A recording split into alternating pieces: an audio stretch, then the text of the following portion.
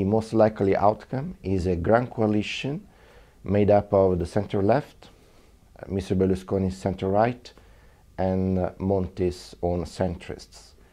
This coalition is likely to be led by a third-party figure of high standing who commands high respect and is not necessarily linked to one or the other party. The alternative is, however, for a minority government, that is a government that does not command a majority in both chambers of the parliament and would need to negotiate a majority on each specific measure or policy actions it is going to undertake.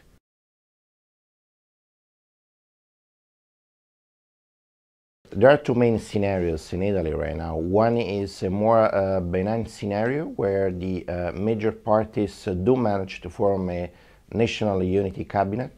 This cabinet would have a narrow mandate focusing on a few key items, including a reform of the electoral law, the ability to carry out all those commitments that the country has taken in the European context, and in addition, implementing a few selected reforms of the political system.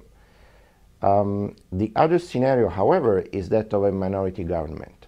This would be more akin to a sort of caretaker government with even narrower powers and even a narrower mandate and even a shorter duration. I think if this were to be the case, if the country were to be heading towards the possibility of having a minority cabinet, then the activation of the OMT program, the program of conditional support by the ECB and the European authorities, could become a possibility. Certainly, something that many European capitals would like the Italian authorities to consider.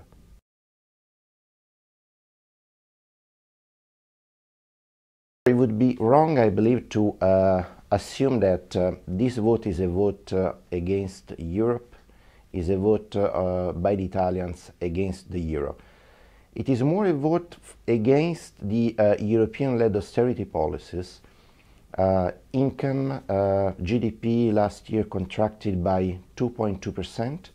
This year is going to contract by anything like 1 or 2%. So, I mean, it's a pretty big drop. And in fact, the debt to GDP ratio this year is rising, is not decreasing.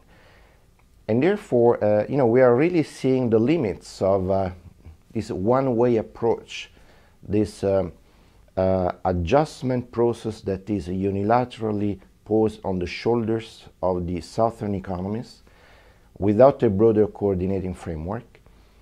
And we are also see that this approach is really narrow and is incapable of yielding the results that many were hoping for. And this is, by the way, an approach that Italians have turned down. They are demanding a more balanced adjustment approach, reconciling fiscal consolidation with the more realistic targets over a medium-term framework with active growth enhancing and job creation policies.